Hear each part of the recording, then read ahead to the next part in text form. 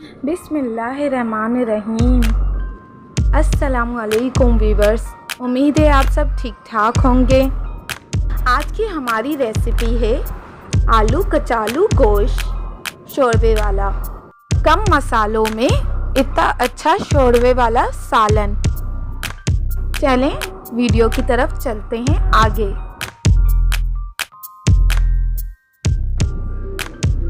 Chicken चाहिए half KG, 3 छोटी प्याज, 4 मीडियम साइज़ के टमाटर, 1 बड़ा आलू, कचालू लेने हैं,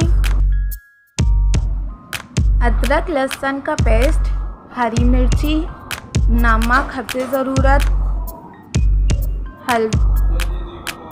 हल्दी पाउडर, लाल मिर्ची पाउडर। पतीली में ऑयल गरम करने के लिए रख लेना है। बिस्मिल्लाहिर्रहमानिर्रहीम। इसमें आप प्याज ऐड करेंगे। प्याज ऐड करने के बाद कचालू ऐड करने हैं। चम्मच से हल्का सा हिलाना है। बिस्मिल्लाहिर्रहमानिर्रहीम। अब चिकन ऐड करना है। बिस्मिल्लाहिर्रहमानिर्रहीम। अच्छी तरीके से भूनना है इसे। ये भून चुका है हमारा चिकन, देखें कलर आ गया है इसमें। बिस्मिल्लाहिर्रहमानिर्रहीम। अब सारे मसाले पाउडर ऐड कर लेने हैं आहिस्ता आहिस्ता। ये सारे हल्दी, हरी मिर्च, नमक वगैरह सब पाउडर ऐड कर लिया हमने, सब एक साथ ऐड कर लेने। सब ऐड हो चुके हैं। अब इसे चम्मच से हिलाना है अच्छे तरीके से, दोबारा से हिलाना है।